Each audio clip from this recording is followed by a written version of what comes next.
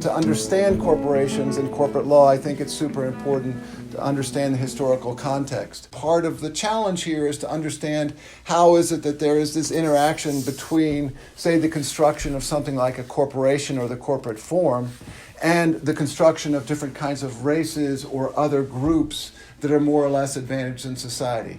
And the thesis of this class is, at least one of the theses of this class is that these are all constructions, and these constructions are intermingled and entangled with each other. They are co-producing each other, and that the construction of the corporation itself was not independent, for example, from the construction of race as it has evolved in Western society, among others. So that's kind of what I want to get to, but we're going to get to somewhat more conventional historical analysis just to give you a sense of what is understood. But this will definitely have a bit of a critical edge and will also have a larger message. Okay. To give a really broad overview of corporations and the history of corporations, it's I think reasonably fair to say that there have been four kind of transformations or stages in the evolution of the corporation, each one making the corporate form a bit more powerful and a bit more independent of the state, a bit less under the direction of the state, and better able to sort of maintain its own wealth, etc. So the first idea, we can go back to the Middle Ages, and there this concept of corporation was just kind of getting rolling. Now, mind you, a corporation is not so different than any number of groups that get together and say, let's do something, and maybe we'll write it down. You know, as a group, we'll be more powerful, we'll have a kind of an agreement. So you can almost think of as a contract as in some sense related to what a corporate charter is. And you can certainly think about social contracts and political charters as very much related to this idea. But something that is recognizable more directly as part of the corporate form was emerging in the Middle Ages. And here at this time, it was really just the beginning of an understanding of something that was a separate legal person that was independent of its owners. So that there was, by us coming together, we're more than just the aggregation of all of us. We're creating something that is a bit separate. And this development took quite a long time and was slow in kind of naming and understanding that that's what was happening. By the end of the Middle Ages, the so-called membership corporation, they would have several members who would choose others to succeed them, very much like the Harvard Corporation does. It had a legal personality, so this meant it could own property, it could sue and be sued, and it could even in some cases bear criminal responsibility as an entity. So this idea was emerging in that time period, but this idea was resisted by other powerful actors in the system, including Roman emperors who were very suspicious of private corporations, seeing them as potentially seditious. Why? Because corporations are a source of alternative power. Groups of people, common purpose, coming together, exacting that purpose, and bringing their resources, pooling them for that end, making themselves a potential source of power. This was also a real problem for English kings in their struggles to maintain their power in relation to Parliament. And part of what they tried to do was use the corporation to assist them in that effort. That's a longer story that I'll spare you. The next more sort of important step, which we can move up to the kind of 18th century, the end of the 18th century, was a shift that was emerging from kind of non-profit corporations. So much of the things much of the corporations that were being created in England and the U.S., to the extent they were happening before this, were for bridges or perhaps hospitals or certain institutions that needed to be built, but really were not about making profit. But the idea of using corporations to pursue profit was emerging in the middle of or towards the end of the 18th century and the beginning of the 19th. In this period, as that is starting to happen, the U.S. becomes kind of a powerhouse of corporations. That as this is unfolding, it's unfolding in part because of a slow evolution of laws through which corporate charters are provided. And it is moving, and we'll talk about this later a bit, but it's moving from a really cumbersome kind of bureaucratic process that has to go through a whole bunch of legislative steps before a given charter will be awarded to one that is quicker, that asks fewer questions, and is more likely to be approved by the legislature and almost in a pro forma way. And that trend is happening in this time period, and as it does, the number of U.S. corporations is escalating dramatically. Between the 1790s and the 1860s, the U.S. became kind of the world leader in modern corporate development, a period in which more than 20,000 business corporations were chartered, and that number greatly exceeded the number of corporations being chartered, other places around the world at that time period.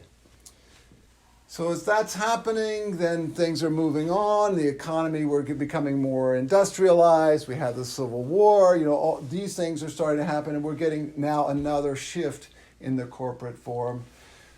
This third transformation was the shift from relatively small or closely held corporations, where you would have a group of investors who arguably had a contract, but they were sort of buying into a corporation on a deal, but they weren't necessarily trading their stocks.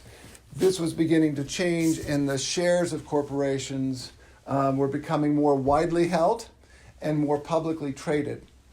And as that happened, there was a push for kind of still more freedom to incorporate, more leniency on the part of legislatures to allow incorporation, and also a push for limited liability for the investors themselves. And these things are connected very simply in the sense that if I'm an investor and I'm now trading in shares of stock, and I put in a certain amount of money for a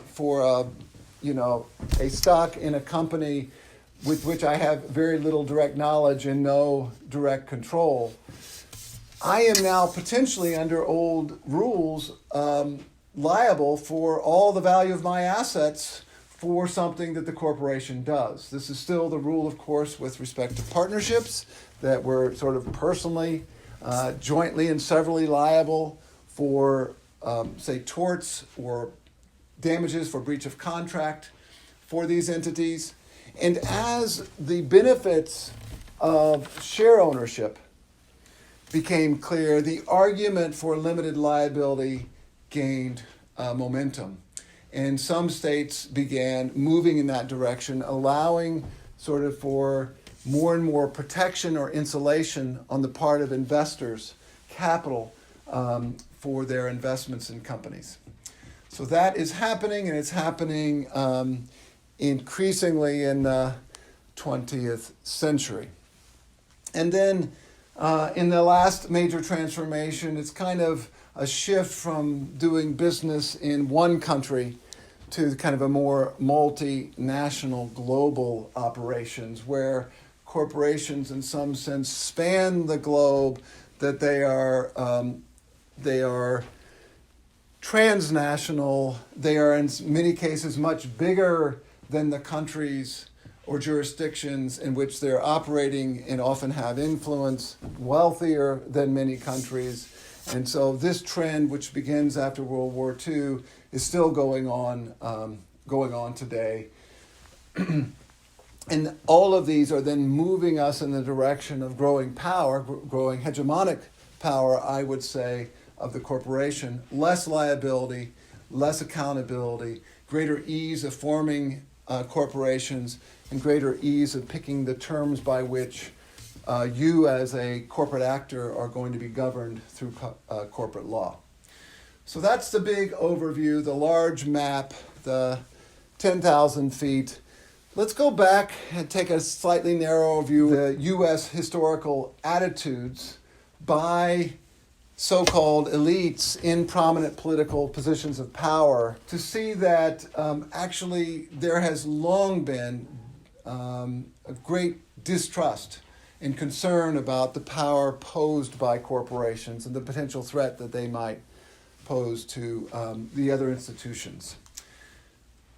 So that said, there is also a collection of mixed feelings. It's always been the case that people have understood that a corporation, including one that enjoys limited liability for its shareholders, that are endowed with a long life, that are in some cases, effectively immortal, that these entities are extremely attractive as means of raising money and funds, allowing investors with excess capital to pool that towards greater ends, and allowing then the shares of different companies to be traded and people also to benefit from the returns of those trades. This pooling of capital makes possible then large long-term investments that individuals or small groupings couldn't manage. And you can achieve also great economies of scale and scope and production. The distribution of goods and services can be expanded, and that can go well beyond what a sole proprietorship or a partnership can do in most cases. So the promise of the corporation is you can be more powerful. You can do more stuff more effectively, more efficiently. And that there are gains to be doing it that way for the investors, but also for those who are the beneficiaries of often the cheaper products, etc.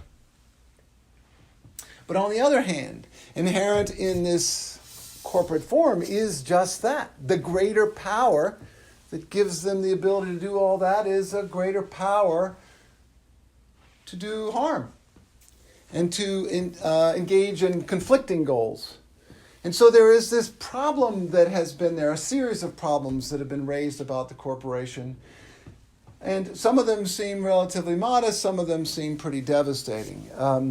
One of the problems long identified about corporations is, well, if you've got a bunch of shareholders, that is, individuals who invest money to be held by the corporation, and choices made about that money will not be made then by the capital donor, the one that says, yeah, take my money and do something good with it. It'll be made by a small group of directors and officers, managers who decide what we're going to do with that money. The problem, many people say, is that the managers will not do what the capital investors want them to do with their money, that there is a dramatic gap in incentives when you're spending someone else's money. If you have control over someone else's money, the story goes, you will not spend it in a way that that person themselves would have. And indeed, you can spend it in a way that advantages yourself relative to the owner and so forth. So the problem is, yeah, if I'm going to give this money, we're going to have all these shareholders. None of us are really having any control. Most of us have no real knowledge of the decisions and how sensible they are.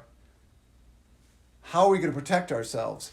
Given that flaw, the concern is, well, no one's going to put their money at stake and in the hands of others. And as you know from Alan and Crackman's discussion, this is the key problem that most modern, influential corporate law scholars believe that corporate law was designed to solve. This agency problem between shareholders on one hand and managers on the other. But it wasn't just them. This idea, this concern has quite a pedigree that goes way back to the time of the founding in Adam Smith's Wealth of Nation, he writes about this collective action problem facing investors in large companies and treats it as kind of the Achilles heel. So he writes, the trade of a joint stock company, so let's just say large corporation, is always managed by a court of directors, so a small number of managers. This court indeed is frequently subject in many respects to the control of a general court of proprietors, but the greater part of those proprietors seldom pretend to understand anything of the business of the company. So there is no one who is able to monitor the decision makers on behalf of the shareholders. They don't have the understanding they would need to do the work to protect their own interests. So Smith goes on, the directors of such companies, however, being the managers rather than of other people's money than of their own, it cannot well be expected that they should watch over it with the same anxious vigilance with which we partners in private firms do. Sorry, I cut that off. So this is the problem, the agency problem, the gap in incentives between those who control the capital and those who own it. Says Smith, negligence and profusion, therefore, must always prevail more or less in the management of the affairs of such a company, that a joint stock company should be able to carry on successfully any branch of foreign trade when private adventurers can come into any sort of open and fair competition with them seems contrary to all experience. In other words, if there's going to be a competition among different forms, the joint stock company is going to be hugely disadvantaged because of the negligence of the decision makers owing to the gap in incentives that they have because they're spending other people's money. Put them in a race against the private adventurers, the individuals, the small firms, and the small firms are going to win every time. That's the story, that's the concern. So you have this benefit of corporations, but you've got this fundamental cost. Now, some have long believed that it was Adam Smith's view and this potential problem with the corporate form that helps explain why the Founding Fathers weren't more concerned or more explicit about the threat posed by corporations when writing the Constitution. They just didn't feel that the corporate form would ever pose too much of a threat. And so they didn't concern themselves because of that basic flaw. There's another concern that's been raised about corporations and the accumulation and wielding of great amounts of wealth and power. And it's simply that actually the managers will be loyal to shareholders, but they won't be loyal to anyone else. And this is the other debate that you see going on in corporate law, which is the stakeholder debate versus the shareholder primacy debate. And the concern is that, corporate managers will be worried about maximizing the size of the corporate pie for their shareholders and for their own pockets, and they will not be so worried about the conditions or pay of employees or the health or safety of their customers or being true to the contracts of their suppliers or lenders or other stakeholders whose lives and livelihoods and fortunes they might unduly influence. But there's a deeper concern, the big threat, as I'm going to call it, and that is the one that the corporations will simply grow so powerful as to overwhelm the other institutions and interests in society, including the polity and political institutions that created them. This kind of Frankensteinian fear that the being that we create will go on to destroy us is not one that you hear articulated in most corporate casebooks. That's not new. That's also been a problem from the beginning. Indeed, Roman emperors and the king was afraid of the power that the King of England was afraid of the power might be wielded by these corporations. But so too in democracies, or so-called democracies, or those countries striving towards that in that direction might also be subject to this. This debate, as you see, in some sense has to do with who is the corporation, what is the corporation, is it friend or foe? In some ways it has to do with the question of, is the corporation one of us? Or is it one of them? Is it our friend, or does it pose a threat to us? That view of the corporation was articulated often. Thomas Jefferson wrote in 1806, "I hope we shall crush in its birth the aristocracy of our moneyed corporations, which dare already to challenge our government in a trial of strength and bid defiance to the laws of our country." So now we've got this competing hegemon, characterized as an aristocracy, right? We are reproducing that from which we're trying to distance ourselves. And this form of power poses a real threat. It is a threat. It's an enemy. We must crush it. James Madison, "There is an evil which ought to be guarded against in the indefinite accumulation of property from the capacity of holding it in perpetuity by corporations. The power of all corporations ought to be limited in this respect. The growing wealth acquired by them never fails to be a source of abuses." So you put all that money, you accumulate it, with it comes power, and that then creates this evil of distorting our institutions. Madison goes on, "Incorporated companies with proper limitation and guards may in particular cases be useful, but they are at best a necessary evil only." So this idea is, look, they're the medicine we take when we can't do it any other way. They're not the panacea to our problems. They are a source of problems. Andrew Jackson writes, "The question is distinctly presented whether the people of the United States are to govern through representatives chosen by their unbiased suffrages, or whether the money and power of a great corporation are to be secretly exerted to influence their judgment and control their decisions." So this is quite a hegemonic claim, that you've got this money and power operating, and then invisibly that's influencing judgment and decision making.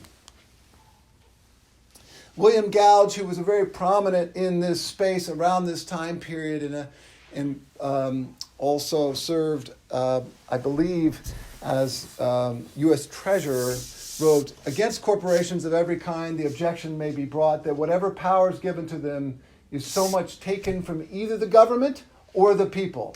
The very existence of moneyed corporations is incompatible with equality of rights." So we have this zero-sum problem.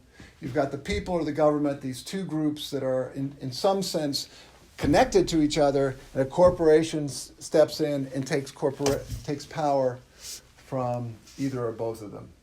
Martin Van Buren, "I am more than ever convinced of the dangers to which the free and unbiased exercise of political opinion, the only sure foundation and safeguard of Republican government, would be exposed by any further increase in the already overgrown influence of corporate authorities." So the idea that political opinions and decision-makings are being distorted by the quiet corruption or perhaps the explicit corruption of corporations in their fortune is really key. Now, this is 1837. On the other side of the Civil War and Reconstruction, we see a major shift, one of those major transformations. And this is the moment in which corporations begin to have much greater access to laws that are favorable to them. And that happens in part because there emerges in this time period a market for corporate control, where corporations are increasingly able to say, I can pick a state for its laws that will govern me as a corporation, or govern this corporation, for all of its interactions in other states. And with that as a possibility, then you've got as many possible sets of laws as you have states promulgating corporate laws. And if you've got that, then you can pick your favorite. And if you're going to pay a fee for your favorite to get your laws, then you actually have a source of revenue on the part of states to provide corporations with laws that they like. And this begins to happen in the late 19th century. And throughout the 1880s and 1890s, New Jersey emerges as the first state to begin relaxing the long-standing restrictions on the size of business combinations. It enables corporations to merge with each other, to deal in each other's securities and thus act as holding companies in these big trusts that are beginning to emerge, to operate outside of New Jersey without express permission from the New Jersey legislature. So there's just greater power, greater wealth accumulation, and greater discretion and freedom on the part of corporations. And so in many ways, New Jersey is the Burger King. It steps up and says, we'll give it to you your way. And indeed, firms across the country incorporated New Jersey to take advantage of these new laws. By the turn of the 20th century, New Jersey was the undisputed leader in the market for corporate charters, the king of corporations. In this time period, among the public intellectuals writing was Richard Ely. In Harper's in 1887, he writes, "When, however, we learned that in the time of the Declaration of Independence, it was supposed that corporations could never succeed in competition with individual enterprise," think Adam Smith, "it becomes easy to comprehend the failure of the men of 1776 to guard against present dangers." So it is articulation of an awareness of the present dangers being unfolding, and the fact that it wasn't addressed in part because of a misunderstanding or a misestimation. Grover Cleveland writes in his State of the Union in 1888, his State of the Union address, "As we view the achievements of aggregated capital, we discover the existence of trusts, combinations, and monopolies, while the citizen is struggling far in the rear or is trampled to death beneath an iron heel." Pretty powerful, visceral descriptions. Corporations, which should be the carefully restrained creatures of the law and the servants of the people, are fast becoming the people's master. And we're getting here from this president a story that resembles this other story, right? That we used to be the boss, now they're the boss, they're the master. And it's happening in part because of the growing power and in part because of the slippage in the laws themselves. We are no longer taking efforts to constrain them or limit them.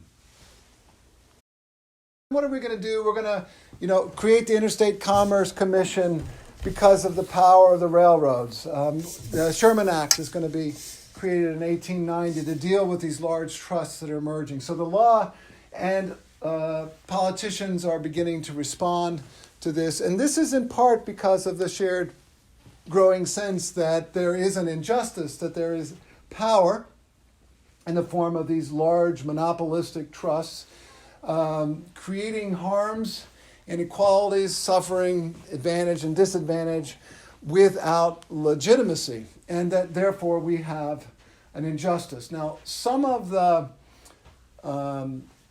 videos that you watched on immigration and migration patterns in the U.S. and changing wealth inequalities in the U.S. in this time period capture some of what the growing sense of inequality dissonance was at the turn of the 20th century. This is a time when John D. Rockefeller was making his fortune, and part of what was being reported at the time were stories, the kind of muckraking journalism, the documentary-style journalism that emerges in this time period is really highly influential as a way of presenting to a public audience the injustice story, the power, the inequality, and the lack of legitimacy. But so too were cartoonists of different kinds, and you can get a sense of how they really are concerned about the big threat of corporations in so many of the cartoons of the day. This one, titled "The Bosses of the Senate," depicts corporate interests from steel, copper, oil, iron, sugar, tin, and coal, even to paper bags, envelopes, and salt, as giant money bags looming over the tiny senators at their desks in the chamber of the U.S. Senate. This one has a collection of the richest monopolists of the time dividing up the country, carving it up like so much pie for them to control. This one, of course, has John D. Rockefeller using his power and wealth to influence the Supreme Court. This cartoon shows him as a giant, completely in control of the court, with in its hands, apparently stuffing bags of money, little bags of money, into the building. You see the background has a U.S. Capitol building with smokestacks on it, surrounded by this huge field of oil drums, suggesting, where all of this wealth is coming from and how it is taking over governmental institutions. This one, titled "A Trustworthy Beast," published in Harper's Weekly in 1888. This captures Andrew Carnegie and quotes him: "The public may regard trusts or combinations with serene confidence," was the quote, in the image as this multi-headed, frightening monster that is poses a threat to Uncle Sam himself. So these outsiders, monsters coming after us, taking over our world. This, of course, is the great many-armed octopus influence every element of society and policy. And this theme of the octopus and capturing everything, not just, say, administrative agencies, but every relevant agency, is very common in that time period. This is another one. We've got this monster that's getting its wealth, consuming it from the New York Stock Exchange or Wall Street, and then using it to control these other institutions. Now, for no company was this more common theme than for Standard Oil itself, and that's for good reason. Standard Oil was very much involved in accumulating wealth with monopoly power and using that wealth to influence institutions. And this image of the monstrous octopus with a Standard Oil crown is everywhere. Here it's taking over all branches of government and the politicians themselves. This image of John D. Rockefeller, there's another common theme in these cartoons. Here he is, king of the world, and suggesting then not just a loss of democracy, but a return to a more feudal state, to, again, the kind of monarchy from which we were declaring our liberation back in the 18th century. Here is Rockefeller as an industrial emperor. This is a 1901 cartoon. And then this editorial, again, picks up these sort of themes of feudalism. And the idea here is that the old wine of feudal hierarchy is now bottled differently, but it's the same thing, where you've got a lot of workers at the very bottom propping up the gilded excesses of the few. In some ways, this was the Angela Davis quote at the beginning, that the capital is created by the oppression and exploitation of those on the bottom, namely blacks and African Americans in slavery. And here in the late 19th, early 20th century, the same story is being told more generally about this ancient hierarchy.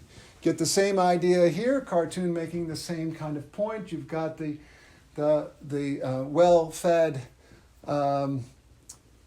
titans and monopolists on the top, and those that are doing the work, carrying the loads, and impoverished on the bottom. This one puts this point about feudalism a little more clearly, about the idea of history repeating itself. As you can read the bottom, the robber barons of the Middle Ages and the robber barons of today. Sort of the striking comparison that they're drawing. Just as today you hear the term the New Gilded Age, referring back to this Gilded Age, that the time they were pushing back to robber barons and feudalism. Now, it's not just that people were writing about these things and that politicians were speaking. It was happening in part because of efforts on the part of different interests to push back, and some of the growing hostility that was occurring between groups in this time period. In the late 19th century, it was really a key moment in terms of workers coming together and really starting to push to advance their interests relative to what they considered the threat posed by capital.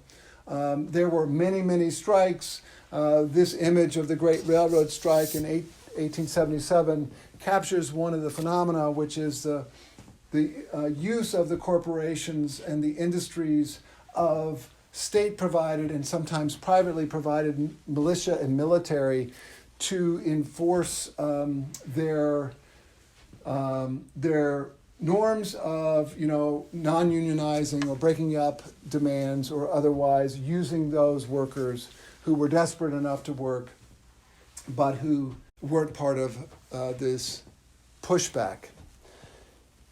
Now, of course, there were many people at the time critical of what labor was doing, including the obvious folks. Rockefeller was not a fan. Carnegie was not a fan. It's not going to surprise you to know that they were telling different stories about what was happening than the ones being told in these cartoons from that perspective. So there's competing stories out there. But, among the kinds of stories you're hearing include this one from Henry Ward Beecher, who at the time was the nation's most renowned preacher. He was an American Congregationalist clergyman, a very well-known speaker.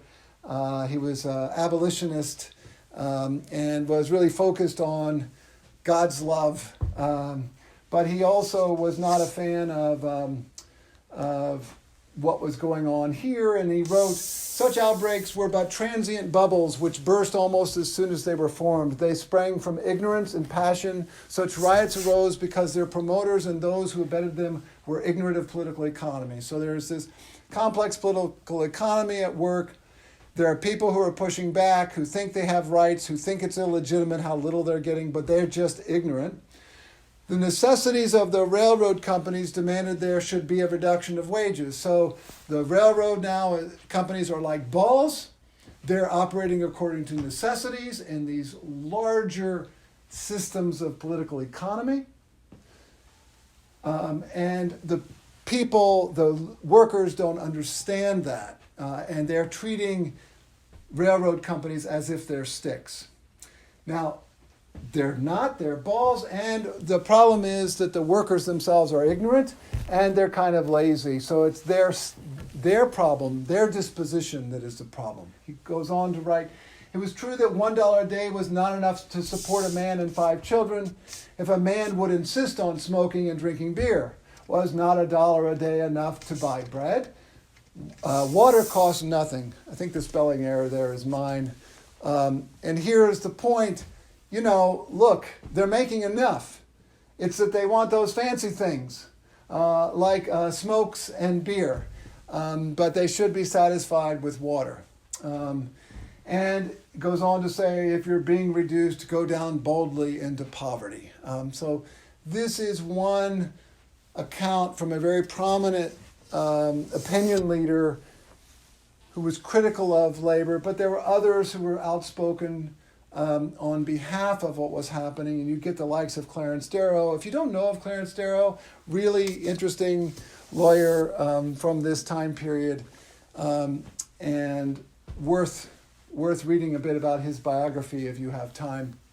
But Clarence Darrow wrote, "With the land in possession of America rapidly passing into the hands of a favored few, with great corporations taking the place of individual effort, with the small shops going down before the great factories and department stores, with thousands of men and women in idleness and want, with wages constantly tending to a lower level, with bribery and corruption openly charged, constantly reiterated by the press, and universally believed," he warns, "and above all, and more than all, with the knowledge that the servants of the people, elected to correct abuses, are bought and sold in legislative halls at the bidding of corporations and individuals. With all these notorious evils sapping the foundations of popular government and destroying personal liberty." And here comes the warning. "Some rude awakening must come, and if it shall come, when you then look abroad over the ruin and desolation, remember the long years in which the storm was rising, and do not blame the thunderbolt." So this is kind of a sense at the time that the polarization and the hostility between these competing economic interests was becoming really intense, that something was brewing, something more revolutionary.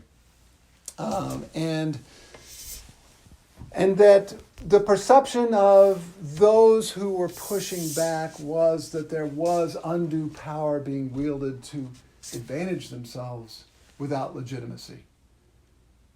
Instead of doing it through the democratic process, doing it through corruption and so forth. Now, it's worth putting ourselves a bit in context here, and I know you don't see yourself necessarily in these people, but if you go back to Harvard Law School in this time period, this is when Harvard Law School is also really emerging as the dominant law school. So it's the late 19th century when Christopher Columbus Langdell arrives and becomes dean and recreates what we think of as the law school curriculum, and begins hiring, and then students come from all over the country to this national law school to be trained by these renowned names like John Chipman Gray, Langdell himself, James Barr Ames, James Bradley Thayer, and so on. And you also get a sense of what the HLS faculty and student body looked like at the time. Essentially all men, definitely all men, and all white. In this time period, it's worth knowing that women made up 1% of the legal profession, and African Americans, men, made up 0.5%. This is a great image of a graduating class at Howard University Law School.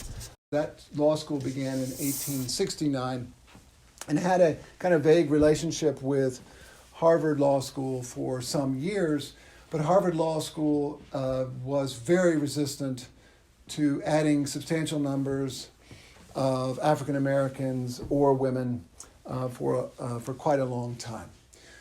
I mention this in part because knowing what's happening in this corporate moment as it's growing in power and the hostility is building, it's also worth thinking about what's happening in law schools and how the legal curriculum itself is shifting into this formalistic theorizing that in some ways would shape or justify much of the Lochner era jurisprudence that would help to solidify the inequalities that were being produced in this time period, and that who was represented and who wasn't in these spaces when Harvard Law School was itself so influential.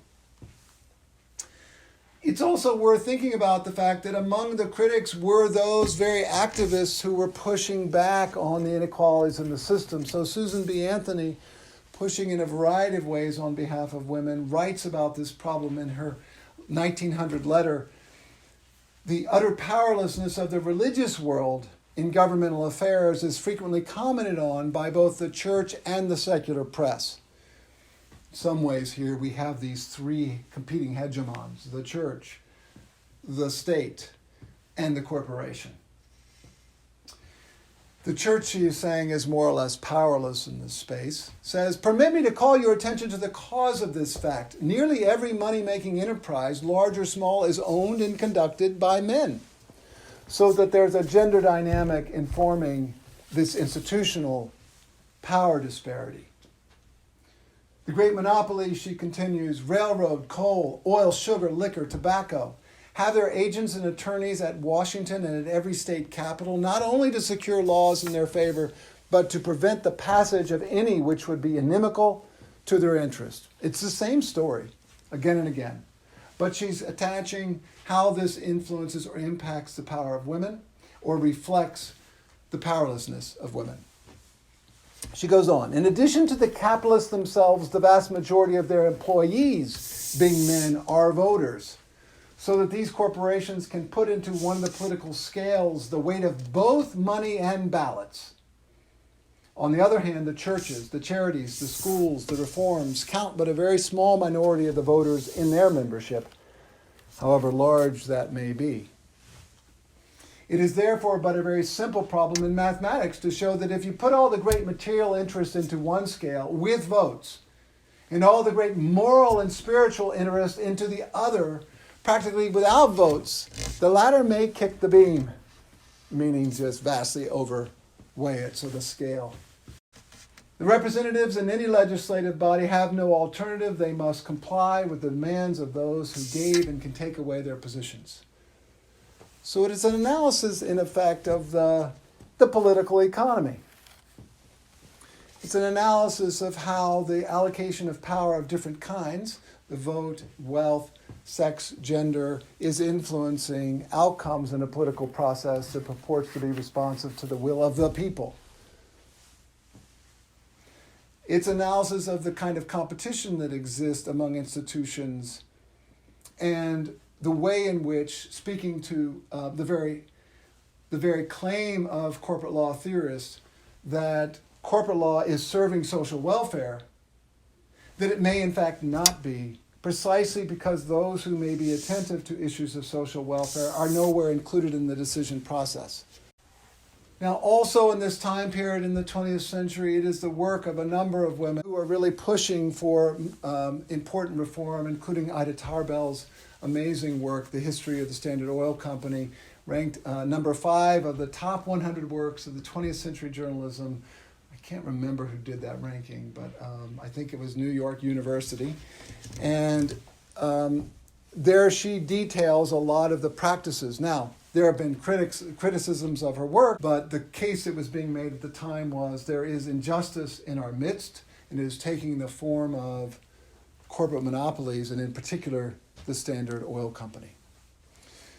By that time, between the growing sense on the part of labor that they are being harmed, on the part of the public that the legal institutions themselves are being harmed, and although women had no direct voice in voting, on the growing sense that they also were being victimized by the power of money and other groups as well, in this effort to shape laws, politicians began responding.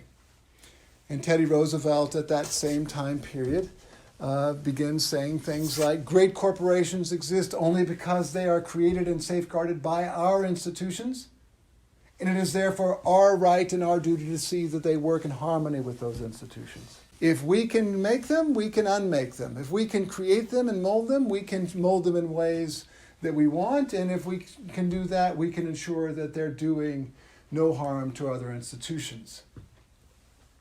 In 1905, he says even more, the fortunes amassed through corporate organization are now so large and invest such power in those that wield them as to make it a matter of necessity to give to the sovereign, that is, the government, which represents the people as a whole, some effective power of supervision over their corporate use. In order to ensure a healthy social and industrial life, every big corporation should be held responsible by and be accountable to some sovereign strong enough to control its conduct. So you can see increasingly in this time period the articulation of the realized fear, first uttered by Jefferson and others as this republic is taking shape, that those institutions may become bigger than us. We have to respond. Goes on, I again recommend a law prohibiting all corporations from contributing to the campaign expenses of any party. Let individuals contribute as they desire, but let us prohibit in effective fashion all corporations from making contributions for any political purpose, directly or indirectly. Just cut it off. This is the campaign finance solution that Roosevelt is proposing at the turn of the century. Just none would be the answer. Behind the ostensible government, since enthroned an invisible government, owing no allegiance and acknowledging no responsibility to the people. To destroy this invisible government, to befoul the unholy alliance between corrupt business and corrupt politics is the first task of the statesmanship of the day. Now, this story is just George Stigler in Capture. This is just an argument that there is the so-called threat posed by the state that someone like Stephen Bainbridge might highlight that the corporation is the antidote to. But there is this alternative account which, no, that state power is itself coming from corporate power that is behind the government, an invisible government where the real power resides. And this is part of the deeper concern about the threat of corporations. Not that they're just bad to employees. Not that there are people just getting rich. Not that maybe some of the managers are just disloyal to the shareholders. Not that they're not going to be efficient enough to compete in the market, but that they will be so effective and so powerful that they will transform every institution, including the institutions that create them. And so we've got this challenge. What do we do in an institution, in a system that has in some sense been committed to the rights of property, with all the problems that might entail? But we stand even more for the rights of man. We will protect the rights of the wealthy man, but we maintain that he holds his wealth subject to the general right of the community to regulate its business use as the public welfare requires. And we're seeing then this growing sense in the early 20th century that we've got things are askew, and we have to reimagine kind of how we conceptualize our basic institutions and commitments. Notice that this is also the time at places like Yale and Columbia at law schools where legal realism is emerging, as described in the video, for some of the same reasons, right, on some of the same kinds of arguments. Now, if you go and look at what's happening in corporate law, something amazing is happening at this point, facilitated by the way in which the laws were made and applied. And it was because it was possible to begin finding laws to apply to your corporation in any number of jurisdictions, and to have those laws apply in all jurisdictions, that some of the power of the corporation was made possible.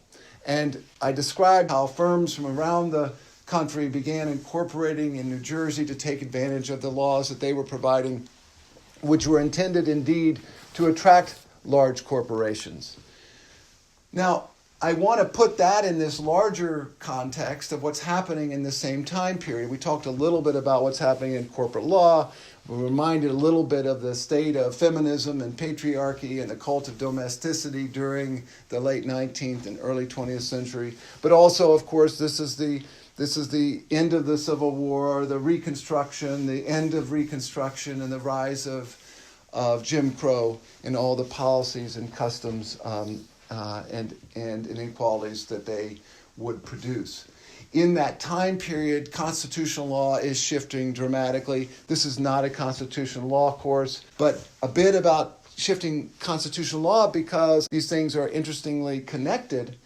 And I want to suggest that these larger systemic trends are all interconnected, and that as we see changing power dynamics in one area of law, in changing hegemonic power, we would expect to see a set of parallel or at least related shifts. And part of what I want to get out of this moment is to go back and just a word about what's happening after the demise of Reconstruction and the rise of Jim Crow, as the Supreme Court was going out of its way to minimize the equalizing effects of the Civil War amendments for African Americans. There was, as many of you know, this was the time in 1873, early 1870s, of the slaughterhouse cases, this consolidated series of cases in which the Supreme Court chose to interpret the rights protected by the 14th Amendment as very narrow and very anemic with respect to freed slaves. There were the civil rights cases a decade later, again, another set of consolidated cases in which the majority of the court held that the Civil Rights Act of 1875 was unconstitutional, arguing that Congress lacked authority to regulate private affairs under the 14th Amendment. So there was no ability to access or influence private affairs, and that the 13th Amendment merely abolished slavery. And of course, it would take the passage of the Civil Rights Act of 1964 to begin changing some of that. And then, of course, there was Plessy v. Ferguson in 1896, which, among other things, gave us the infamous phrase separate but equal, which itself wouldn't be challenged except in the Harlan dissent, and even there quite problematically until Brown v. Board And, of course, Brown v. Board, not being any sort of panacea itself, nonetheless addresses part of the Plessy v. Ferguson legacy. These things are all taking part in the late 19th century, not taking, but they're part of the Supreme Court jurisprudence, and they're very much defining power dynamics between racial groups in also material consequences for racial groups in the U.S. So in those ways and in many, many more, the laws and the policies and the customs were just recreating and shoring up the kind of intergroup inequalities that had been present in our country and in the colonies and in those places from which the colonies came all along, always had been there or had long been there, and now were being reproduced. And notwithstanding this war and these amendments ostensibly designed to address some of these issues. So one question I have, and we'll come back to some of this later in the semester, but I want us to think a little bit about what's happening in that same time period with respect to corporations. And I included, among other things, some excerpts from Adam Winkler's book, We the Corporations. And in that book, he tells the Roscoe Conkling story about how it was that from a constitutional perspective, corporations gained their personhood. But part of what I want you to be understanding is that the late 20th century through to today and always, there are these changing conceptions of people, of classes of people, of groups, of entities, of types, and that we're quite capable of constructing legally and psychologically and socially conceptions of people that are shifting. And that part of what law is doing is participating and giving particular authority to versions of those conceptions, often reifying what exists in culture, but really remaking what exists in culture, because what happens in law produces material consequences which produce predictable behavioral effects, which produce attributional stories, which produce new psychologies, new conceptions of the person. So if we have shifting conceptions of people, and indeed stereotypes of African Americans are changing dramatically in this time period, the whole rise of Jim Crow doesn't emerge without a shifting conception of who the former slave is, who the slave was, and who the freed slave is. Like, that changing conception is part of what informs, justifies, legitimates the practices of Jim Crow. But so too, as that's changing in law, so too is the conception of the corporation. And they're both being treated as a class of people, one having more rights than the other.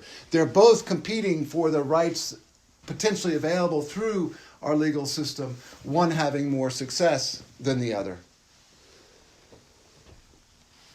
Okay, let's return to corporate law, or the history of corporate law, and take a moment and remember that so much of this is happening because of the New Jersey laws that are making it happen, but the success and the fortunes being amassed by New Jersey were short-lived. Because in 1910, Woodrow Wilson, who was elected governor of New Jersey and who had ambitions for the presidency, so he was thinking nationally, even though he was operating at the moment simply in his state. And as governor, he argued in this new mindset of his, in this broader mindset, that New Jersey's experiment in corporate freedom had only yielded corporate tyranny. He argued that the giants like Standard Oil and U.S. Steel and many other monopolies were creating a kind of power in our system that was distorting the system and harming people around the country. And in some ways, he was echoing a kind of populist sentiment that emerged in the late 19th century and was still fairly robust in forms. And that meant, as a consequence of his viewpoint as governor, that New Jersey was going to get out of the business of selling burgers. No more corporate charters. In 1911, he put it this way: if I may speak very plainly, we are much too free with grants of charters to corporations in New Jersey. I would urge, therefore, the imperative obligation of public policy and of public honesty we are under to effect such changes in the law of the states as will henceforth effectually prevent the abuse of privilege of incorporation which has in recent years brought so much discredit upon our state. So our state may be getting kind of rich from selling law, but it's hurting our reputation. And historians say he's thinking he wants to stand up for the larger country. And we begin to get a sense of how it is that these selling of law can be understood as this competition, which legal scholars would later call a race. And the question that emerges is it a race to the bottom? The worst laws that are harming other jurisdictions, that are simply allowing for the creation of large monopolies? Or is it a race to the top? Different states competing to provide the best darn law they can for their consumers, just like Burger King is trying to provide the hottest, juiciest burgers for its clients.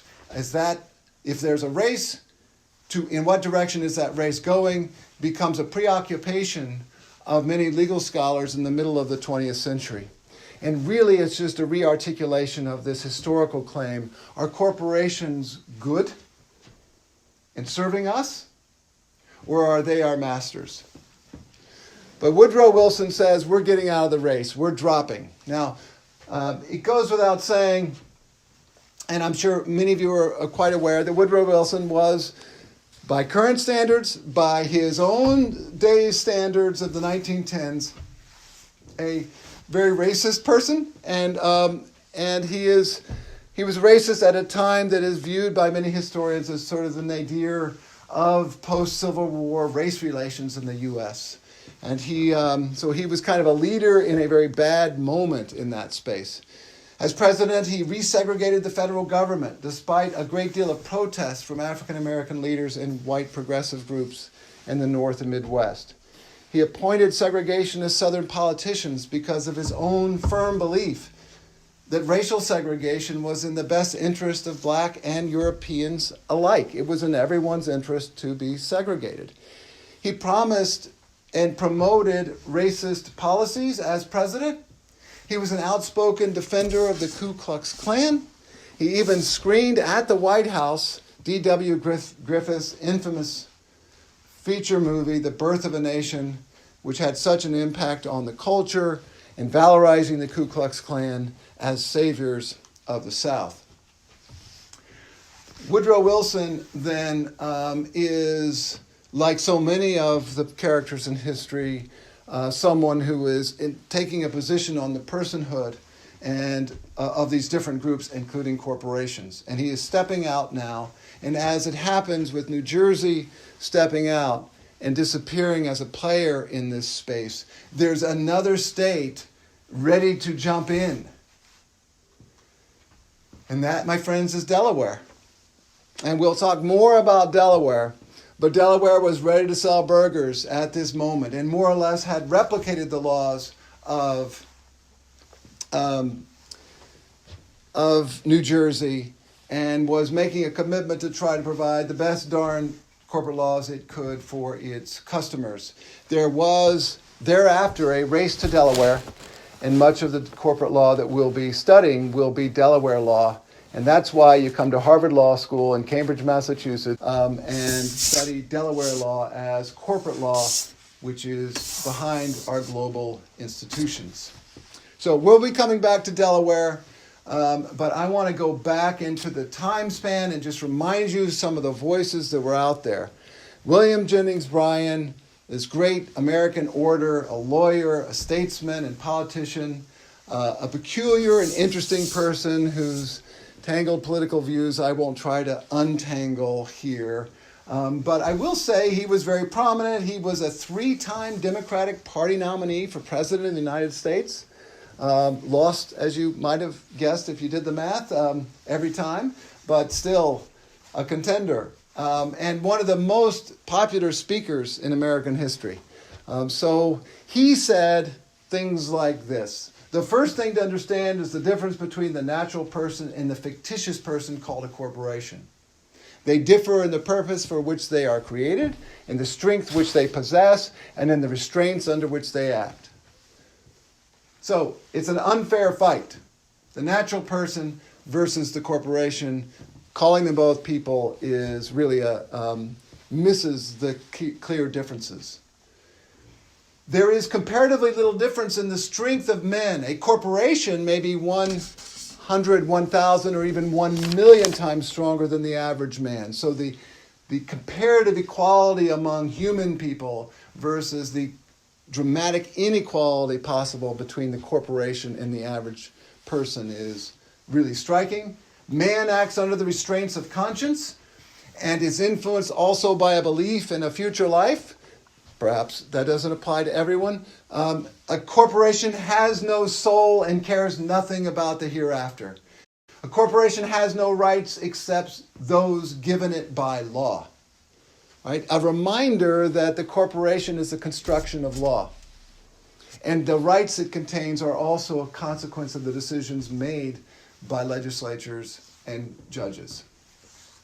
The corporation can exercise no power except that conferred upon it by the people through legislation, and the people should be as free to withhold as to give, public interest and not private advantage being the end in view. So this voice again, generation after generation, we hear these prominent speakers saying, no, shareholder primacy, in effect, should not be the goal of law, should not be the goal of corporate law, because of the big threat. There are these competing stories that have always been in play. Justice stories about whether corporations are our friends and promoting justice and helping us be kind of who we want to be, our servants in effect, or whether perhaps they were more our masters and defining for us every element of our lives and really taking over the institutions that we attempt to create to help us be who we want to be. This brief history of the corporate form is also kind of a scattered check-in with voices from history that we may not value much today, but that at the time we understand were very powerful and influential. And at the time, we understand shaped many of the institutions, laws, and policies and ideologies that are still with us and continue to be very powerful. So by centering the voices of those politicians and commentators, the goal isn't to give them special credit because of their intelligence or authority, but because of their significance and import and actual power in history. And part of what I want us to understand is that those voices, the voices of many of the powerful people in history, have been opposed to corporations in the corporate form and haven't just been concerned with corporate law in the relatively modest way that most legal scholars are who teach corporate law today, and that most legal practitioners focus on when engaging in some sort of litigation before the Delaware Chancery Court. That is, the smaller concerns of whether shareholder interests are protected well or not in the decision-making of managers and directors.